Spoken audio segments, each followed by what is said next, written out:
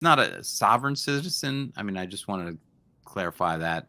It No, was no, no, it's none of that's that. how we're It's the power of God is more powerful than the power of, the other shadow team, right.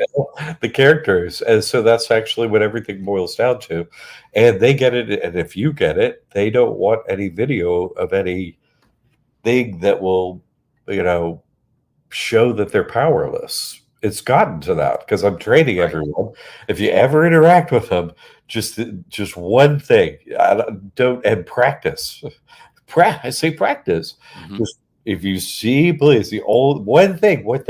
Pull up your phone, turn on the camera, and start to nothing else. Nothing else. You have to say nothing. Don't remember to say anything. Just whoop, and you know you're with the trust. And I mean, I've done that, and it just like the turn around on the film, and I put that up on YouTube a few times, Mhm.